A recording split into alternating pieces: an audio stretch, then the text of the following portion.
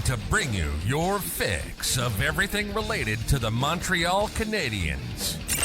Two men who could seriously use an intervention. Your source of Habs talk, right from the rock. Right from the rock. Hello, Canada, hockey fans, United States, the Newfoundland. Hockey Junkie and GK.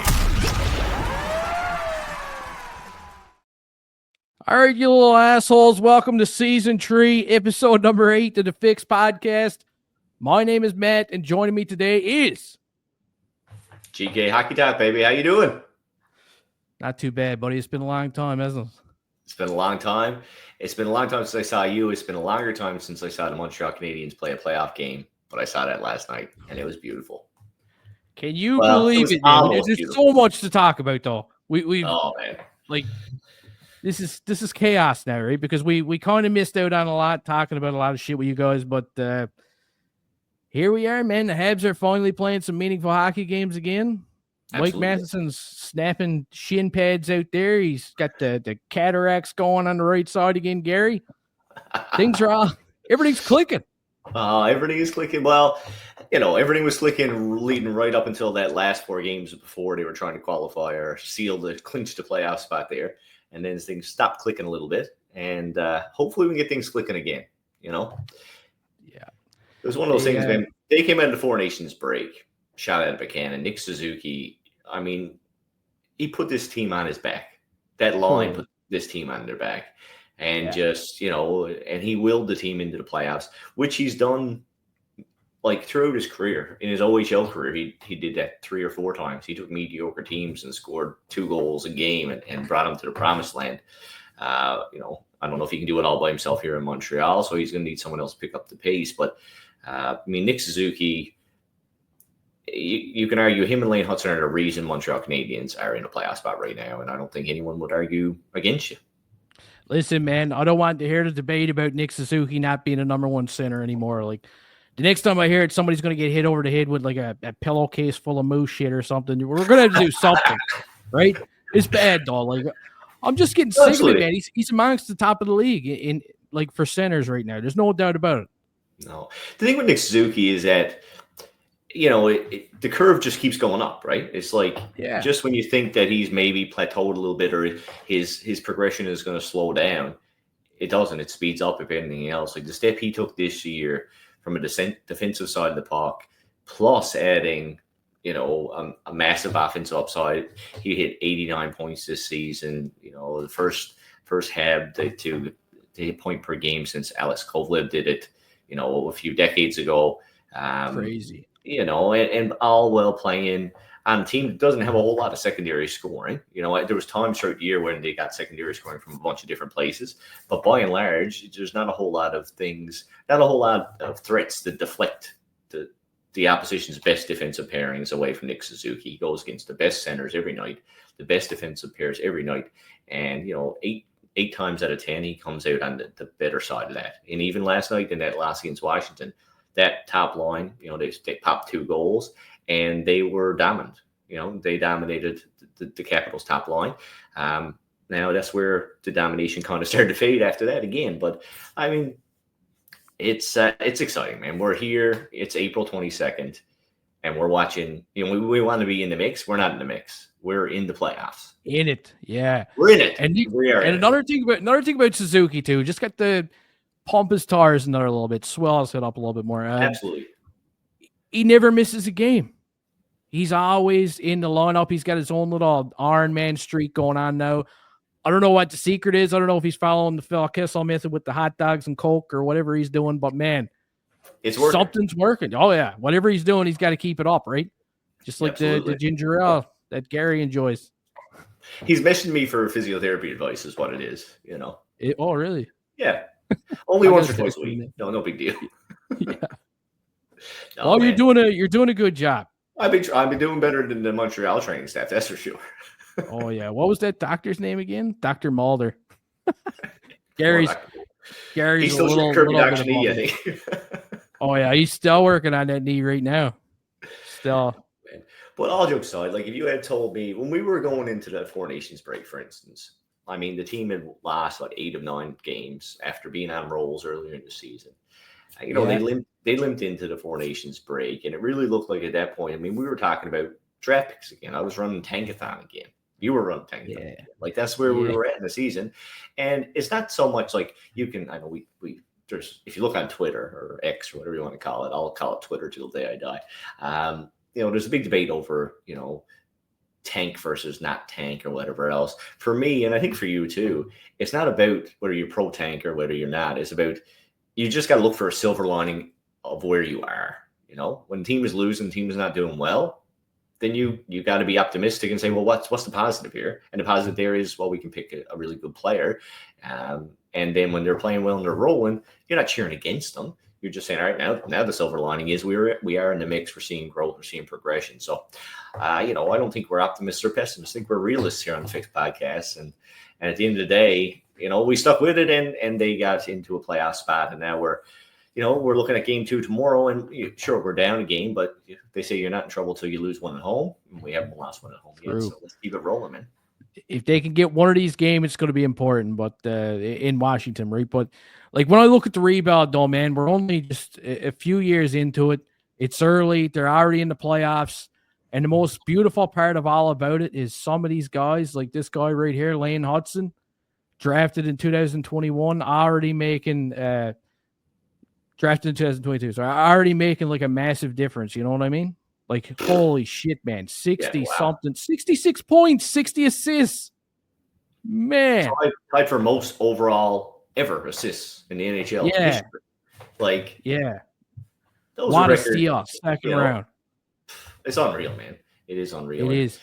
And another guy who just, the skill is there, obviously. And you look at those numbers, and there's no argument with that. We talked about the Calder, I think, a few episodes ago, and we haven't been recording overly often lately. And at that time, for me, it was like if he leads the rookie class in points as a rookie defenseman, he's got to get the Calder. But then he went on a ridiculous tear, and not only did he lead that group in points, but he also ended up challenging records that hadn't been broken since the 80s.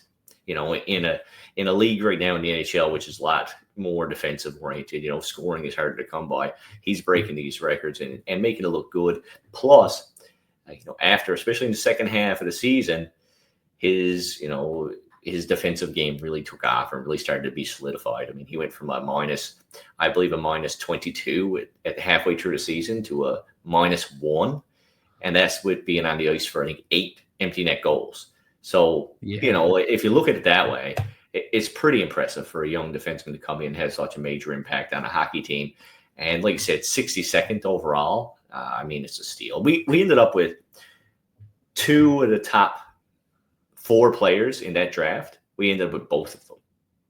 And that's not our pick that came at 26th either. So that's excluding Mijar at 26, Slafkovsky at 1, and Hutson at 62 is just, it's going to look back and it's going to be a ridiculous draft, especially if Slafkovsky, I don't have any issues with Slafkovsky right now, but if he continues to progress and becomes, a Mikko Rantanen type player, that draft is going to be looked on as it's going to be looking at as a franchise draft for sure. If the draft is redone right now and Gary's stepping up to the podium, not Gary Bittman, I'm talking about you, and you get the first overall pick in the back pocket, Yuri Slafkovsky's on the board, Logan Cooley, Lane Hutson, Shane Wright, all these lads. Who are you picking first overall? Are you still going Yuri Slafkovsky?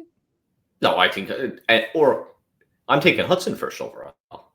Yeah. I think anyone's taking, it's like saying if Quinn Hughes or Cale Makar was there, who do you take looking back first overall? Unless you had a generational offensive talent that's there. And like I said, I like Yuri Slafkovsky, and I don't have any issue with him. I didn't have any issue with the pick at the time. But he's not going to be a generational talent. Lane Hutson could end up being a generational defenseman. To me, I don't think this. He's already. He just, like I said, he already just challenged or tied. He beat the franchise record for points as a defenseman in Montreal. He tied the league-wide record for assists for a defenseman in their rookie season. Like I said, if that's not generational, nothing is as a defenseman. Now, whether or not that continues, I mean, people have sophomore slumps and people fall off, and there's stuff that happens. But if he continues on this trajectory, it'd be a no-brainer. And I still think that maybe, Slafkovsky could easily went 2 behind him, or you could argue, well, I don't even know about Shane Wright. He has flashes, and he might develop into, a legit second-line center, which could be a valuable piece on a hockey team. I think Logan Cooley is probably the best piece there right now offensively. But you're only a couple of years in. Who knows where that's going to end up at the end of the day? So I'm fine with Slav at 1. And if you look at the redraft 5 years from now, we could be saying we got the best 2 players in that draft. Yeah, man. Or you could at least say we got. Well, right now we can say we probably got the best power forward from the draft and the best defenseman out of the draft, offensive defenseman for sure. Jeez, man, Lane Hutson. Nobody's going to come close to that. I don't think so. Like, he's just unreal. And when you look at the next draft that came along, it could be that we got the best shutdown right-handed defenseman from that draft in David Reinbacher and the best goalie prospect in Jacob Fowler. So that's back-to-back drafts where you can argue you got some of the best players per position in any given draft. And I mean, that's you need to get lucky, right? Like, you look at any team who's contended consistently, and no doubt they almost all have their number 1 picks. It happens. Their best players are their best players. They picked at the right times. But you look through that roster, and there's always the second rounder, the third rounder, the fourth rounder who fell in the draft, who turns into a star. And that's what makes the difference between teams that are good and teams that excel and are really good. Look at Tampa Bay's roster. Like, there was at least a couple guys in that roster who were kind of, no doubt, supposed to be good hockey players, but over exceeded their expectations. On top of the guys who were supposed to be good, Victor Hedman, Stamkos, Kucherov, who panned out as well. So you need to hit your hits, and then you also need to get lucky. And Montreal definitely has gotten lucky on some of these guys, and hopefully it keeps on rolling. For sure, man. You look at a team like the Boston Bruins too over the years when they were on a roll for a long time, right? Yeah, like just hitting home runs in later rounds. Now, before we get into the playoff talk and stuff, we were just talking about Lane Hutson. We were talking about Slafkovsky. You dabbled into the popcorn, right? You got your fingers a bit buttery talking about Reinbacher. But now I want to talk about Ivan Demidov a little bit, man. Just nobody was expecting him. Just showed up out of nowhere like a shit stain on the back of your shirt. And all of a sudden, first game, he's plugged into the lineup. Boom, assist. And like, not just any assist, man. He set up Alex Newhook, fellow Newfoundlander, having a bit of a tough season, though. You know what I mean? Having a bit of a tough season, scoring goals, finishing. And Demidov just finds him right away. He pots one. And then same period. That first goal that he scored, man, was unbelievable. He just goes to the backhand, patting a backhander that we've been seeing over in the KHL. What a start. Like, what was going through your mind when that was happening? Well, for me, it was like we had so much hype about him coming over that I figured this kid, there's no way he can live up to these expectations. And then he comes in and gets 2 points, 2 highlight reel points in his very first period. It's just like, did we underestimate this kid? Like, this is like, did we undersell it? I know, man. I know. And probably we didn't undersell it. But you know what I mean? Like, he just comes in. He looks good. He looks strong. He looks creative. He's a beast. He's an absolute beast. And like we said, all right, we look at Slafkovsky and Hutson, best in their positions or best in their roles. Fowler and Reinbacher best in their roles. And to me, Ivan Demidov he's the cherry on the cake, man. He could end up being like, if not, I don't want to take away from Macklin Celebrini because obviously, amazing player.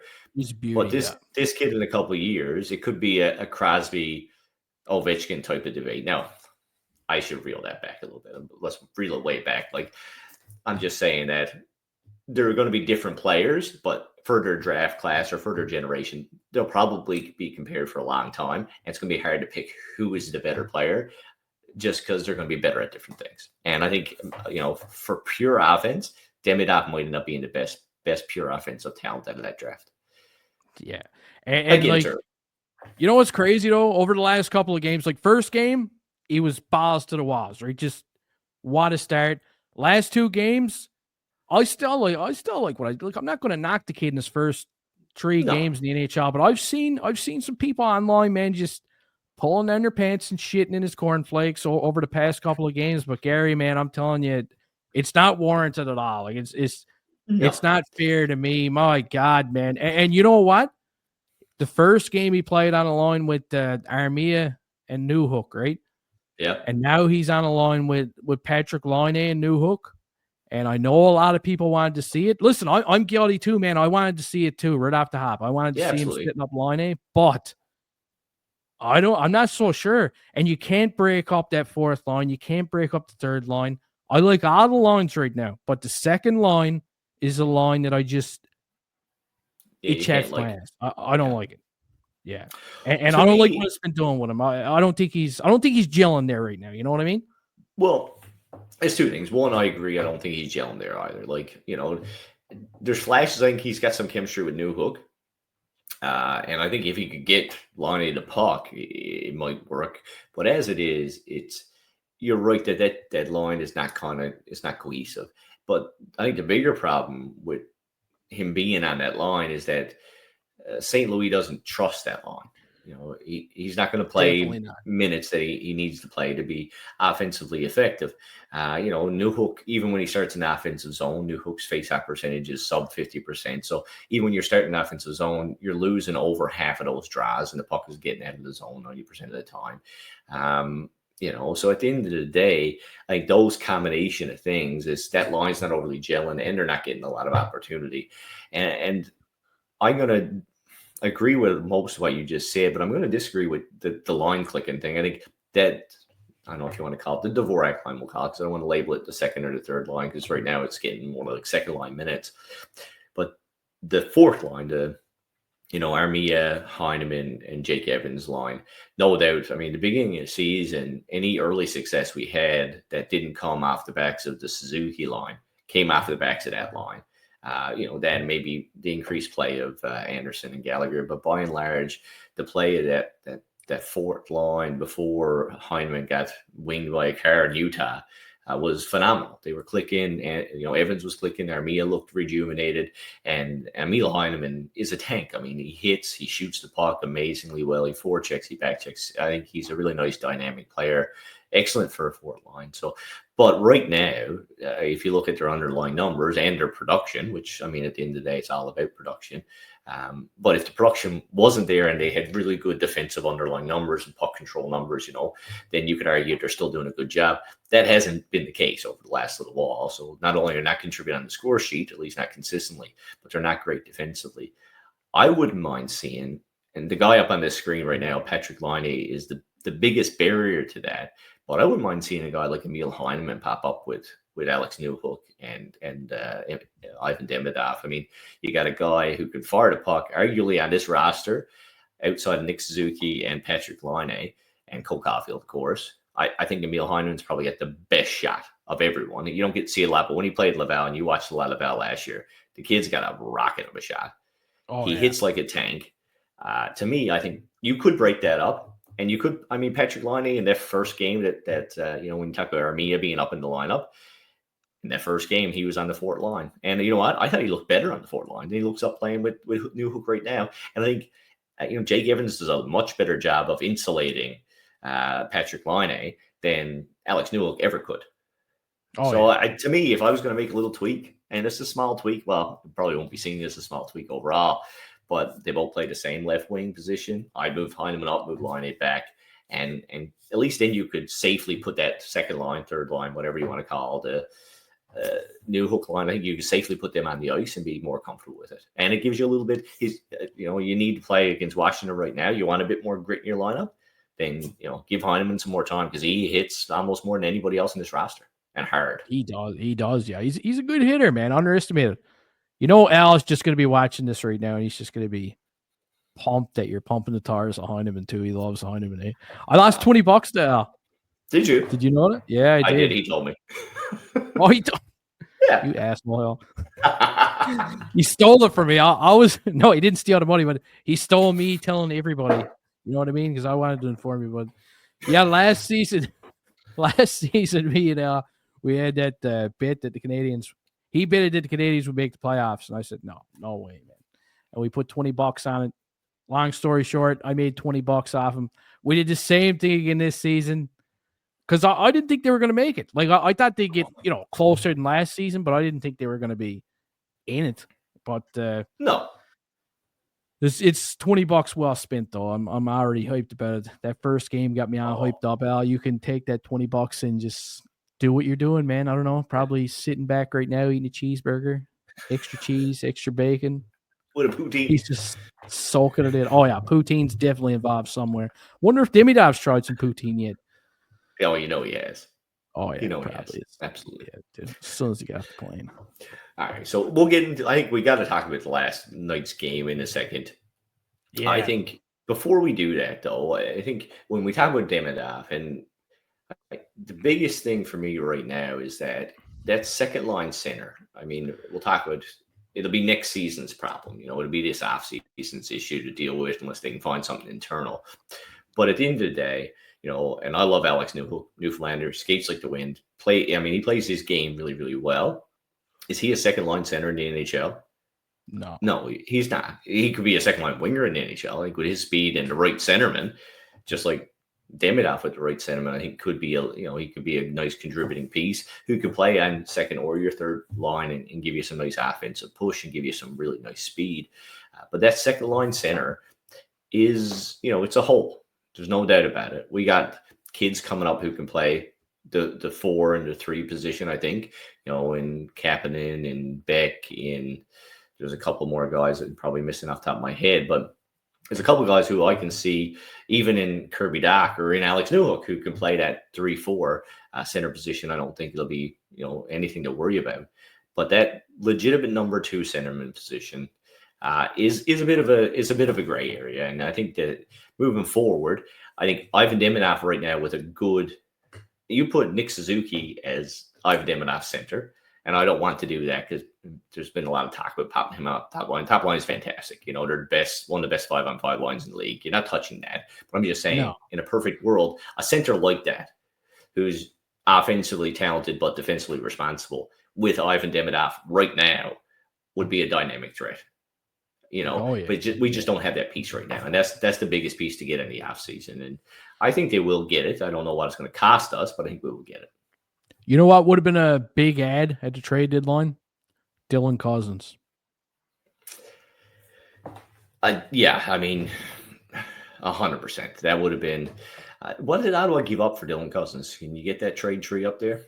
They gave up Josh Norris. And who else? They gave up Josh Norris. I think they got back something too. Like that was really. Let me just see if I can get it up. Josh Norris trade. And then we'll have to look at what the equivalent to that would have been. Yeah, here we go. So Dylan Cousins and Dennis Gilbert traded to the Ottawa Senators by the Buffalo Sabres on Friday for Josh Norris, friggin' St. Bernard, and Ottawa also received a 2nd-round pick too. So Dylan Cousins and a 2nd for Josh Norris and a dog, pretty much. Yeah. I mean, that's not bad. All right, Josh Norris is a good hockey player. As much as he's an Ottawa Senator, and we'd like to tear him down a bit. Josh Norris is a good defense. It's a good. Hang on, I'm trying to get this kid's hockey DB. Okay, I'll stop. He's got a beautiful coat. Oh god, that's pretty good. So, I mean, equivalent. What's the equivalency of that at the Montreal Canadiens lineup? I don't know, man. But Josh Norris went over there. He only played 3 games, goal and assist. He's been injured all the time. You know what I mean? His best season. He's another Dr. Mulder type project. So Kirby Dach. Yeah, maybe something like that. But like, well, you look at the numbers. Is Dach Cousins is a bit more rough and tumble too, right? But like he's been good though. So I mean, he would definitely be an upgrade over Alex Newhook right now. You got to admit that. You got to at least give me that. Oh, in the center position, 100%. Yeah. I mean, I think Dylan Cousins would have been a really nice ad, and we should be more talking about that.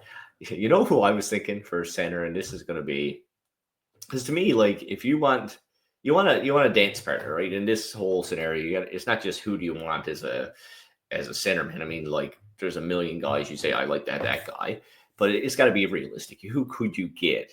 And for me, it's like you need to look at teams who are in that like bottom third of the league, who are maybe a bit younger, but aren't where they need to be yet, and target those guys, because they still, if they're not going to make the league, they need to rebuild. And it's funny because you're going to say Trevor Zegras saying. I'm not going to say Trevor Zegras. No? I'm not. No, nice. Because there's too many question marks around.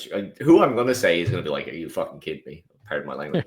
But who is it? I'm excited now. So, all right, so Seattle Kraken coming into the league, shot out of a can to make playoffs in their first year. You got Matty Bernier, and you got these guys. They're all playing well, and they Cinderella story. But since then, I mean, they've fallen off. They haven't made the playoffs for 2 seasons. They don't look overly. I don't think that you'll pencil them to make the playoffs next season. What about a trade for Shane Wright? Oh my God. Holy shit, Gary. I told you. Just said that. Yeah, that is going right there. But would they trade Shane Wright? Maybe though. 44 points this season. 44 points. He's trending in the right direction. I mean, yeah. I don't ever think he's going to be an elite center in the league, but could he be a decent second line center? I think that's what everyone thought he was going to be when he was drafted. He ticks a lot of boxes. Seattle, for me, I think almost needs to do a little bit of a reset there. It's not, they don't have enough in the gas tank. They don't have enough in reserve to kind of make the moves they need to make to become competitive. And I think if they keep spinning their tires, they're not going to get there. They're going to be a middling team for 5 years, and they can't afford to do that in that market. They need to be exciting. So to me, if you trade a guy like this, pick up some more first round picks, and Montreal's got some guys who are kind of, okay offensive talents who aren't going to blow your tires off. So put a first round pick, and we've called them, Shane Wright light before, Owen Beck. It could happen. And to me, like, he's young, he fits the mold, he fits their little time bracket. He's got lots of room to grow, and Montreal's a good place for that to happen. And I know it's crazy, and with all the history, it's a bit wonky, but if you look at all the teams, there's not a lot of teams that fit the dance partner, perfectly. I think Seattle does, and I think he could be a guy that you could look at. I don't know, man. I'm really liking your creativity, Gary. It's like Ivan Demidov, Lane Hutson, Gary. Yeah. You're working your way up there on the creativity chart. I'm liking that. A little bit of head fake going, Yeah, you head fake when you said Shane right there a little bit. You deked me right there. You definitely didn't see it coming. And no, man, I didn't know. No. So I don't know. It's like, I've looked at it a bunch of times. Like, all right, if you're going to target someone, who could it be? And I mean, Crosby's name comes up, and I don't know if he'll ever leave there. To me, Connor Bedard in Chicago he's ahead of their rebuild too. Like, to me, Connor Bedard Chicago. Yeah, I mean, it's not going to happen, but it's shades of Taylor Hall and Edmonton to me a little bit. Taylor Hall and Edmonton was too early, and so was Nugent Hopkins, and Nugent Hopkins stuck around. But to me, Taylor Hall is a fantastic hockey player, but it never worked out in Edmonton because he got there too soon, and they lost too much with him in the lineup, and he had no support, and they had to be bad, and they brought him in a little bit too early, maybe. And to me, Connor Bedard, although like a far superior talent to Taylor Hall, I think it could be the same thing in Chicago, where I don't know, and I could be wrong. They could turn the corner next year, but to me, in Chicago, it could just be they're bad for too long for him to develop properly, and by the time they realize that he needs to be shipped out of town so they can get that next generation going, a la the Connor McDavid, Leon Draisaitl years in Edmonton.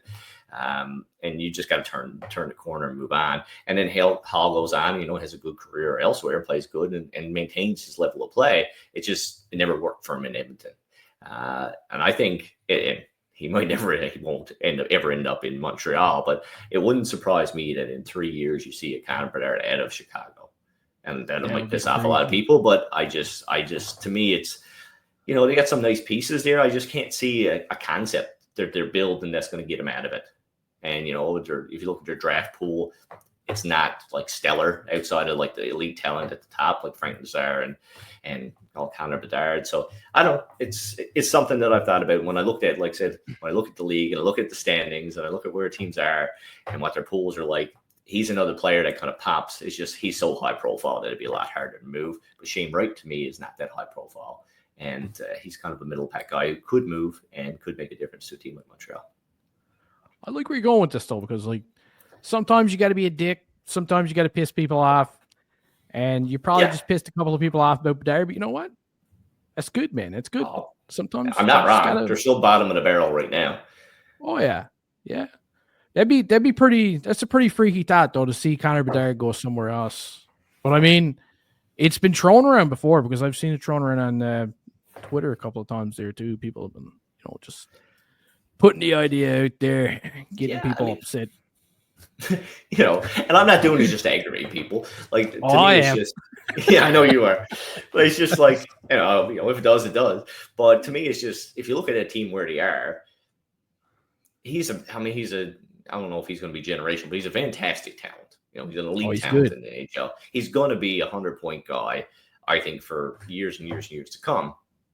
It's just, it's almost shades of Carey Price in Montreal. Like, it could get to the point where he makes your team good enough that you're not bad, but not good enough that you're competitive. And then you can't get competitive because you don't pick high enough, because he's a guy who can influence your lineup like that.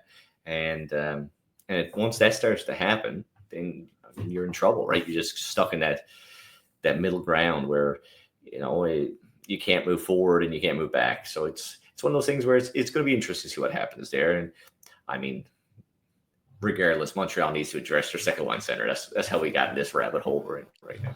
They do 100%, man, and it was evident last night in the game against the Washington Capitals, because that line looked lost. Let's just they did. They looked a bit lost. They didn't have much puck position. You know what I mean? I look at a guy like Ivan Demidov, and I'm thinking, like, come on, someone give him the puck. But he didn't get the puck a whole lot because they're chasing. They were losing face-offs. Yeah, they were chasing the puck too much. Yeah, and that was kind of a buzzkill. But overall, that game, man, like the Habs came out of the gate, and I should say the Caps came out of the gate, and they were absolutely hammering them. Like, they were. It was nasty, man. I expected them to be, it's funny too, because the day before somebody told me on my YouTube channel, I seen a comment. I'm always getting these comments. A lot of them are good, but some of them just like don't make sense. And this guy was trying to tell me that the Caps weren't a top heavy team, because that's what I call them. Or yesterday, had a lot of guys heavy up front. Yes. And man, like how are they not? Tom Wilson, Alexander Ovechkin, Strome, that Protos kid when he's there, Proton, whatever the hell his name is, like those guys are all like 6'4", man. They're monsters. Yeah. And they play an aggressive game. Oh yeah. Yeah. Wow. And they were like, the Habs looked shocked. You know what I mean? Those young defensemen like Gooley and Hutson, man, were getting just pounded. That was a clear target for them. You know what I mean? Oh, and you can see Tom Wilson every chance he got. Even Ovechkin a couple times there last night. Like if he was skating by Hutson, it was an elbow, it was a jab into Hutson every chance they got. You'd be stupid not to. Like that's the game plan. The other team's number one defenseman, and it's going to be a 7-game series. Hopefully, if you're the Montreal Canadiens, you're hoping for 7 games. It's like that means we're in it. So if it lasts, those are the guys you need to take toll out on. Two things I think. And I'll address the first one first, and I'm going to put a question forward to you. But first one for me is that 2 goals Montreal scores last night come off of offensive zone pressure, and they got Washington's defense running around. I think if there's a vulnerability on this Washington Capital team, it is their defense. I think offensively they're top heavy, like you said, goaltending, and we saw that last night. Who's your goalie? Thompson. Logan. He plays the puck a lot, eh? Yeah, Logan Thompson looked fantastic. He controlled the puck well. But 2 goals Montreal scores, they get in the zone and they get them running around. And they look disorganized in third period a couple times. when Montreal finally got some zone time. And I mean, it wasn't anything special they did. They just moved the puck around a bit and forechecked. And when they did that, you can see Washington started to scramble. And both of those goals were off scramble plays and ended up with, that Suzuki goal the second goal was a gift, I mean, Logan Thompson was almost over in the corner. So yeah, it was pretty stupid. So I think if you can get some forecheck on these guys, that's their vulnerability. There's some breakdown in the defensive zone. So that's one thing to look at. That if Montreal can do that more consistently, what they did in the third period, I think that they can generate some offense against this Washington team. They just got to get onto the attack, and I think they can do that. They've showed they can do that. There's a lot of players in the lineup who didn't do that last night, who could potentially do that on a regular basis. And if you look at the forward line, they're a prime candidate for it. So if we talk about Ivan Demidov, and you don't want to, I mean, he's not going to be the savior, right? I mean, we love for him to be it, and there's mile high potential for him to be a big contributor in this playoff series. But it's how do we get him insulated and engaged in the game, right? Because it's not just good enough to put him on the ice if he's not insulated, because that'll leave him vulnerable to, goals against, bad plays, and lack of confidence. And I think with a guy like Patrick Laine and even Alex Newhook, I don't feel like he's overly insulated, and that's why that line doesn't play a whole lot. So let's assume that the top line is not going to be touched, because I don't think the top line will be touched. Because me too. They're the most consistent piece to what we have going on right now. And you can talk about Uri Slafkovsky not being whatever you want him to be, but he fills an integral role on that top line. He goes in, he gets the pucks. The game we won to clinch the season for us, he was pivotal. And he might not got assist on all the goals, but he was pivotal almost every goal. He gets in, he disrupts, he uses his body, and he's getting better at that all the time. So let's forget about the top line being touched. It's not going to happen. Not to activate a guy like Alex Newhook, who's got 3 games in the NHL. Not going to happen. Outside of that, you got your, I'll call it the Dvorak line, because I don't want to put a number on it. It's been one of the most consistent lines since the first third of the season. Yeah.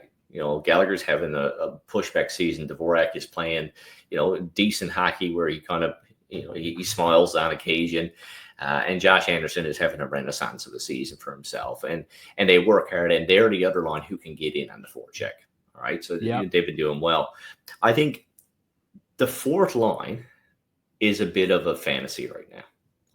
We're still hung up on, a lot of people still hung up on, Marty St. Louis is still hung up on what they were before Emil Heineman got winged with a car in Utah. There's what they were then, and it was impressive.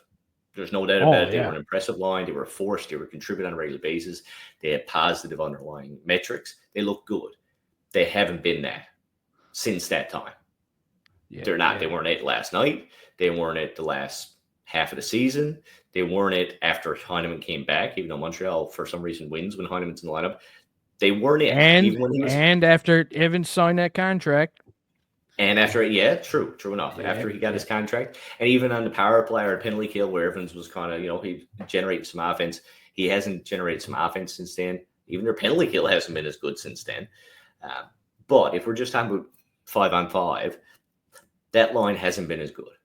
So it's not what they were, what they could be. It's what they have been, and they haven't been that. So the Demidov line, to me, or the Newhook line, I suppose, and the Jake Evans line. If you're going to move, if say everything else stays consistent, those two lines are in transit. What's your moves between 2 and 4 or 3 and 4 to try to get, you say Demidov, but anyone, who do you want to spark? How do you do it? What's your feel on it? Who would you move as, a guy who watches more of it than anybody? Man, that's a tough question. And a lot of it is because Alex Newhook, really, like for me, right?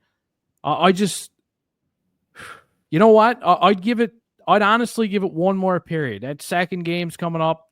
I'd tell these guys right before the game starts, I'd say, listen, make me keep you guys together, or you're not going to be together by the first intermission. I'd let them have it. I wouldn't feed them. I'd take the belt off, man. Telling you, they'd be getting it. They'd be getting it from me. And But if I was going to make a move, I'd go right back to what worked in game one.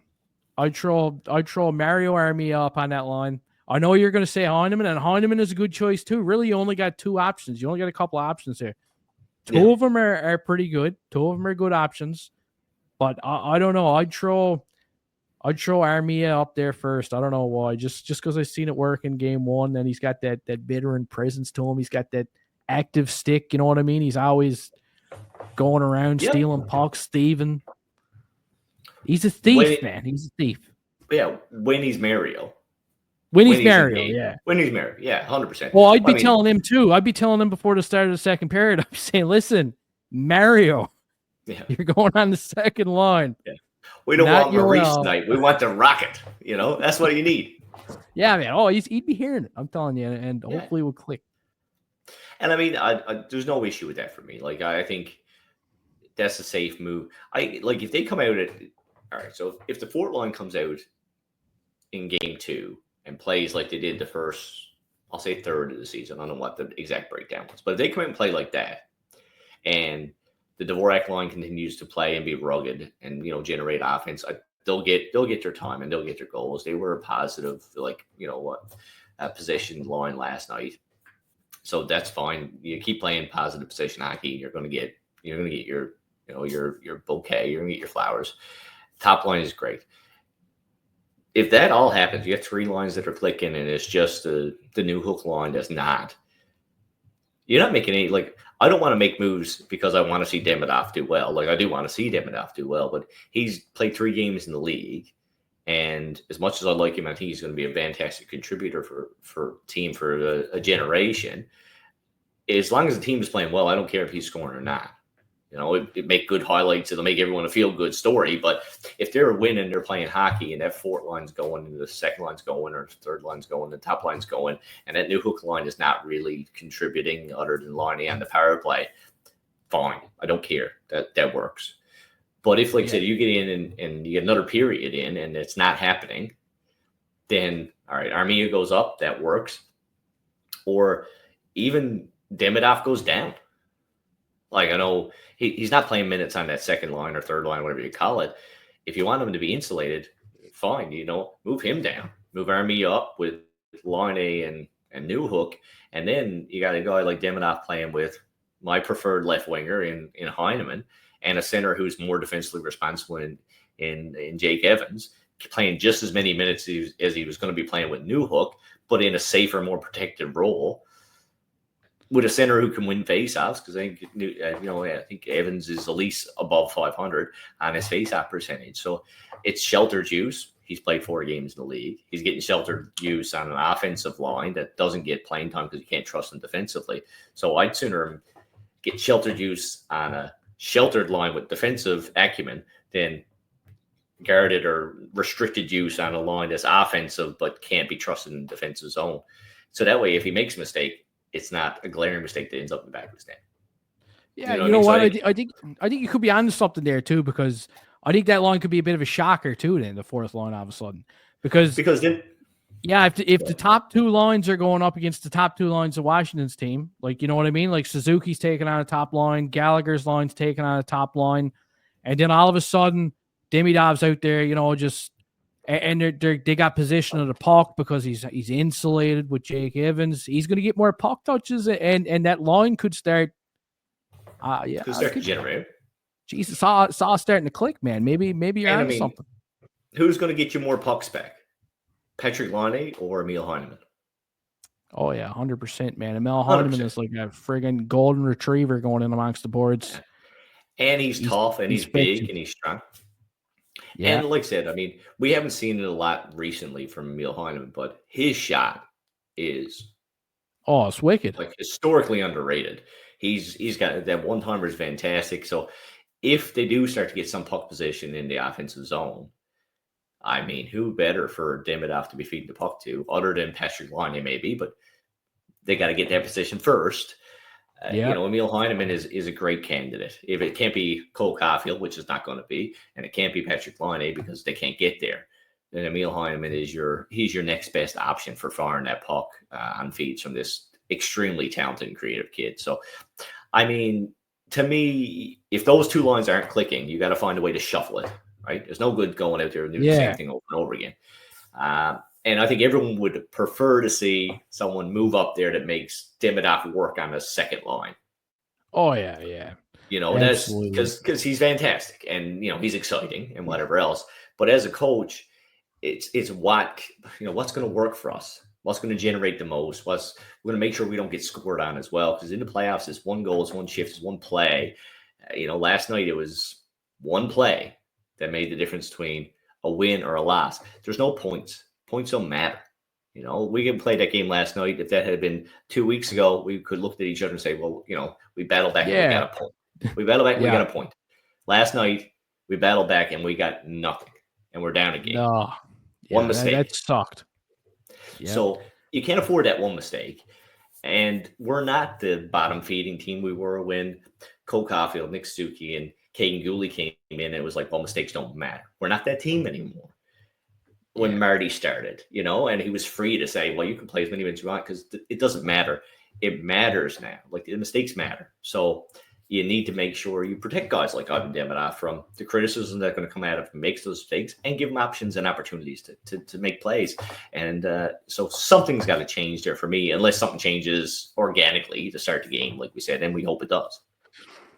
Something's got to happen, man. One more period is what I'd be giving them. And if it don't work out in one period, something's got to change, especially if the Caps come out flying again like they did last game. You know what I mean? You can't have you got to get off 4 lines clicking there at some point, at least 3 out of 4 lines clicking to win a couple of games. Now, we talked about the forwards. Samuel Montembeault was a beast in game 1, kept him in it, man. If it wasn't for him, they wouldn't have been able to come back. They would have had a way bigger mountain to climb to get back into that game. Are we going to touch on some of this Arber Xhekaj stuff or what? We're going to get into that? He was the next thing on my mind. Big hot topic. Absolutely. Everybody's flapping their gums about it, man. I was flapping my gums about it before the series even started. Yeah. And in my opinion, I think Marty St. Louis shot himself in the foot before the playoffs even began on that. And I'm going to tell you why. He played 70 games. Yep. 70 games this season, right? It wasn't all wine and roses, but before Christmas, he was a part of that run, and into January when they were hot, he was playing pretty well, and everybody got healthy. He played, like I said, 70 games, man. That's a lot of games, and it's like he only missed 12 games, but then during the end of it, they kept him out, and the Habs started losing, and when the Habs started losing, I feel like this is where he lost it. I feel like if he'd have just got him in for 1 or 2 more sniffs as they were losing games, right as they were heading up to the playoffs, making that final push, then we wouldn't be in this situation right now. Because now I feel like he don't really he got his guys. You know what I mean? These are the guys that got him in the final push into the playoffs. And he's not going to make any changes. He didn't make any changes today at practice. He acknowledged it. He said it was a card that he could play, but I think it's a panic card at this point. I don't think he's going to do it unless somebody gets hurt or he feels like he's absolutely got to do it. He's absolutely got to put him in because I don't even feel like it's fair for Xhekaj, really. In a sense, he's been out of action for this long. How are you going to look at him and be like, listen, man, like, geez, we're getting our asses kicked all of a sudden. Like, can you go out here and crack a couple skulls for the team? And don't make any mistakes, so you're going right back again. Like, you know what I mean? I agree. Tricky situation. A couple of things. Like, I think if Montreal clinches against, I don't know, they had 4 chances. Who was first? Was it Ottawa the first chance they had to clinch? I think so. Maybe. Yeah. So if Montreal clinches a game 79 against the Ottawa Senators, I think Arber Xhekaj plays. Yeah. I think he plays probably the last 2 games of the season. I think regardless, he should have played because if you look at especially that game. Yeah, that would have been a smart game for him to play with all the history and everything else there. And I mean that passion, it would have dragged, like they needed something. You got you're almost there. You have 4 games left. You need what? At that point, you need 1 win. 1 win and you're in. It's done anyway. You have it.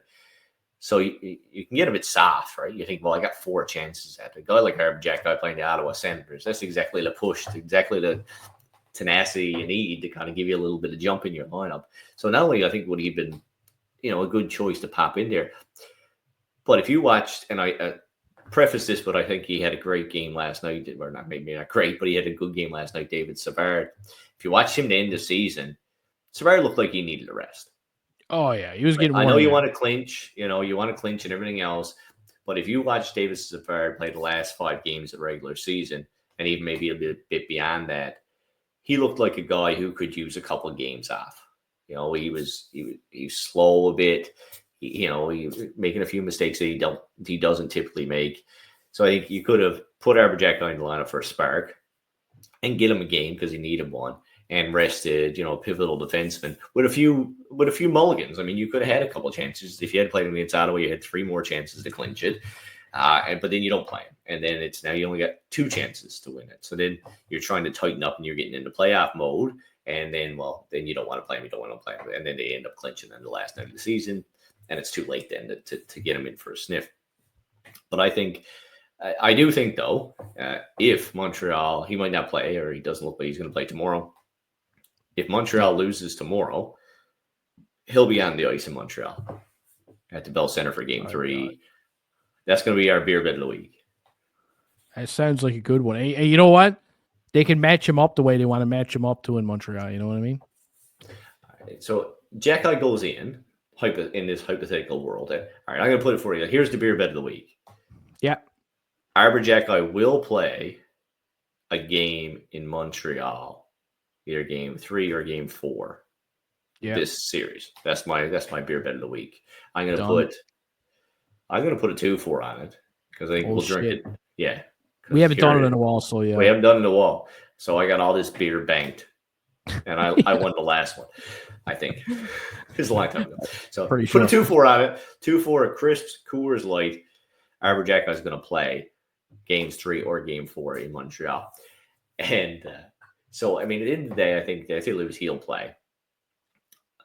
And I don't even remember. Now I'm distracted by beer. That happens, man. It happens. Who comes out? That was where it was going. Who comes out? If Arber Xhekaj goes in, who comes out? Man, that's the big thing I keep having people tell me, like, who are you going to take out if you put him in? Who are you going to take out? I mean, it is a big question, but you know what? It's almost at a point where you can make Savard and Struble do paper, scissors, rock to see who's come out of the friggin' lineup, man. I'm not even kidding. It's at that point. But I mean, and that's not a knock at Struble, but I'm just saying that you're replacing Struble with a guy that's also going to bring the physicality, more physicality than Jaden Struble. And if he's insulated, right, everything's going to go good. That's just the way I see it, right? I got no problem with taking Jaden Struble out of the lineup for Arber Xhekaj. And if Savard needs a rest, to get his toenails done, whatever he's got to get done, he can go do it. And I keep hearing people say too, like, what do you think that like they would have won last game if Xhekaj was in the lineup? And that's not what anyone's getting at. Pierre McGuire said it best on the Sick podcast. He said it's not about the Habs winning the games if he's in the lineup. It's more about having some pushback. You know what I mean? You're getting pounded physically, absolutely pounded.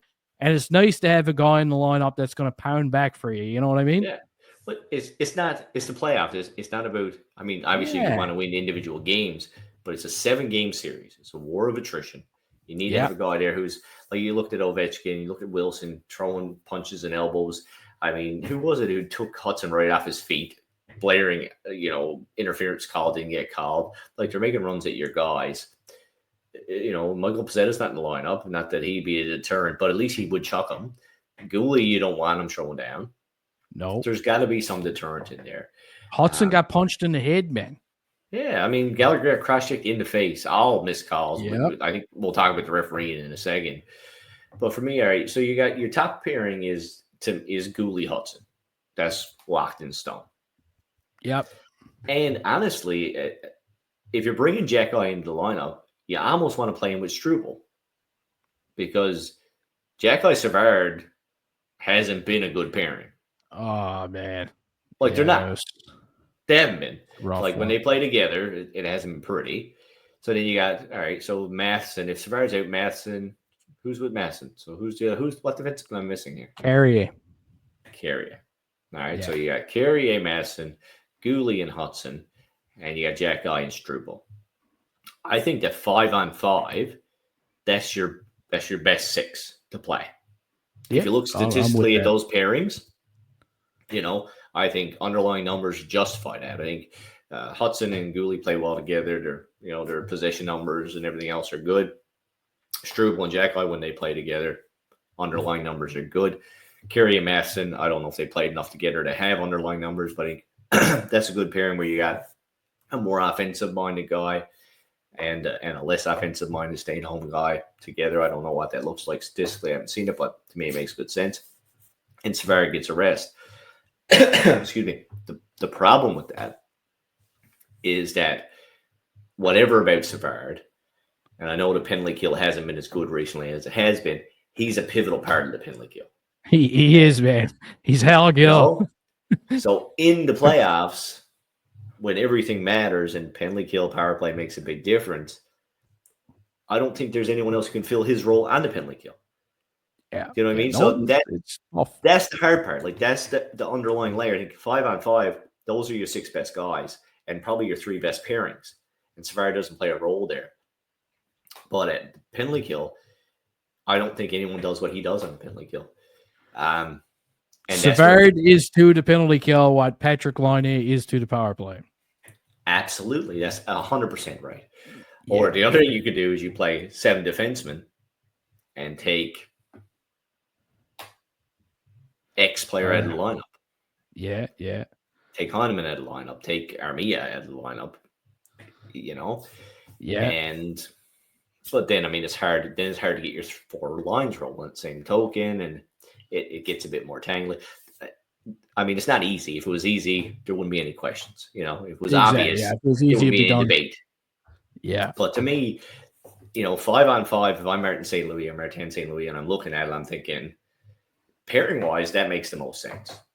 You got a big, rugged, line on defense who can beat you up and play good defense and move the puck a little bit. I mean, none of those guys, both those guys can skate. Arber Xhekaj's got a rep where he's big and strong and tough and takes penalties, but kid can skate, kid can move the puck. He showed it right from his rookie season.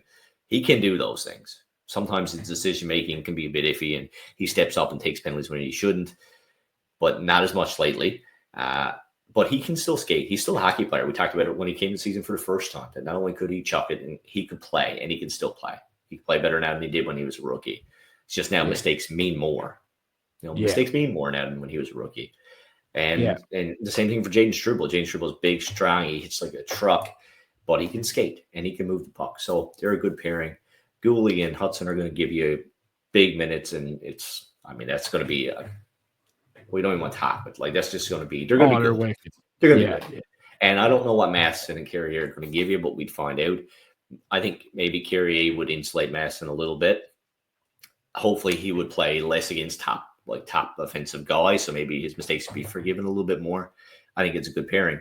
But like I said, the penalty kill is when it comes down to, and maybe I'm overstating or over the eye test and how much faith. I think you're right, man. I think you're right. How much faith Martin St. Louis puts in Savard on the penalty kill in saying that I think he plays such a pivotal role. But I really do think that he does, and I think that's where St. Louis is caught up. I think he's at that point where do you rob Peter to pay Paul? Well, man, I've got some pretty good news. Marty St. Louis watches this podcast religiously, and obviously, and I hope he's taking notes. I hope he is, because what you just said made a lot of sense, man. So I'm hoping that at least if he's not watching, he can't use his. So maybe you'll get the next position. You know what I mean? I have been coaching under 9, under 7 all year. Oh man, you've been dynamite. You've been crushing it. So that's what St. Louis was doing before he got hard, right? So you're maybe doing an good. Assistant coach position. If you were a coach on the bench with all those non-calls, missed calls and stuff, would you have been pissed off last night? Man, Gallagher taking one right on the Chicklets. I thought even the Tooth Fairy was freaking out watching that one, man. He was like, "Holy unreal." shit!" It was just A couple things. I mean, the missed calls, it's the playoffs. All right, you say, well, we're going to let stuff go. And then the scrum where they score, right? So you get scrum, everyone goes in. That's the one I didn't like. Ryan Leonard comes across. He's obviously going at Montembeault. Gooley steps in. All right, there's a scrum. No doubt about it, scrum. And they give Gooley the extra? Oh, man. I know that's the scrum that Hutson got punched in the face on, too. Punch in the face? Like, blatantly, man, right in front of the referee, punch in the face. Yeah. So they give two roughing penalties and then give Gooley the extra one, nonsensically. And then don't do it anymore for the rest of the game. So every other scrum, they either don't call anything or they even things out. And then, like, the icing at the end, I mean, we'll get to that in a second. Those are the two big ones, aren't they? Those are the two big ones. So the icing at the end of the game, you got the Demidov line or New Hook line is on to get pressure, go to move the puck up. Liney's there and gets flattened from behind. Yeah. So, either it's icing or it's interference, or it's not icing because he had an opportunity to touch the puck, or you can call it icing, but also you got to call it interference. You can't. I mean, I know it's two referees, it's two separate calls. The ref makes one, the lines makes the other one. But they matter. Like they matter to each other. Face off center ice, man. Absolutely. And then to go back down and a bang play and game one is over. And at the end of the day, man, this Montreal Canadiens team, and I don't think this is talked about enough. I don't think there's just been a big enough deal about it. This is the youngest team to ever make the playoffs. Yeah, man. Ever. In the history of the NHL, 100 plus years, no team that's ever made the playoffs has had an average age of under 26 years of age. And this roster is 25.8 years old. And they're not even factoring in Mario Armia's age that he identifies as 17. Absolutely. And I mean, that had to come down when Demidov hit the lineup. So I don't know what the average age is now. It's probably even lower than that. Yeah. So when you look at our season, and when we started in the preseason, we started having these conversations. And in the preseason, the roller coaster started, man. It was big wins followed by a series of losses. It was win a couple more and lose Reinbacher and lose Kirby Dach. It was big, long 5-6 game winning streaks followed by 4, 5, 6, 7 game losing streaks. That's youth, That's the fluctuation of you got young guys in your lineup who get hot and feel high and then get cold and feel low. And that's how your season goes. They only just need a hot streak. Yeah, you're right. They need a hot streak, and then they're too young and inexperienced to feel the pressure, and they just keep on rolling. That's all. Yeah. That's all it comes down to. Their season right now, last night was a high. Last night was a low. I'm sorry. In my mind, I think the Montreal Canadiens are going to win game 2, and I think that's when the high is going to start. I do. I think this team just needs that spark. How many times did they get on a roll this season and look absolutely unbeatable? Oh, yeah. Yeah, against good teams, too. Not against the best teams. Yeah. And then how many times did they lose a couple and look horrible, unplayable, like they never win another game again? Yeah. It's the same team. You got a young team. They just need a spark. They need to believe that they can win. And then when they do, I think they'll believe they can't lose. And that's when magic will happen. And I think it's going to start in game 2. Our series, our push, our next storyline is going to start in game 2. And we'll be talking about it for a generation. I like the positivity, Gary. I like the positivity. And this is only the tip of the iceberg. Young team, like you said, youngest team going into the NHL playoffs. They're just getting their feet wet now. Everything's starting to gel. The lineup's starting to come together. Wait until the next couple of seasons, man.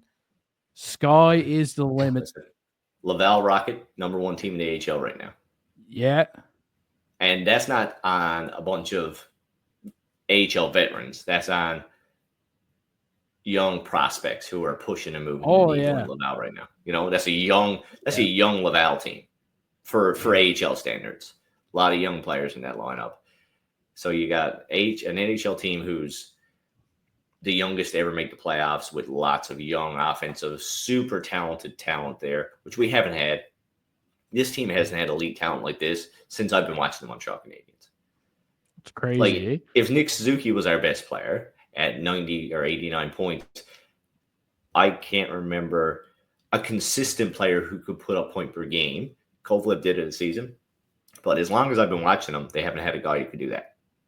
Now they do. And he's not even their best player. He's their best player right now. He's not their most elite player. Yeah, everything's just coming together. You know what I mean? Even if they get put out in the first round this year, the experience they're gaining, and look at the picks they're going to get. They got a couple of firsts again this year, man. They're going to be again, so the pick in top 20. Yeah, and then their own pick is going to be, well, hopefully 32nd. Yeah, it'd be nice. One could hope. Oh, it could happen. It's happened before.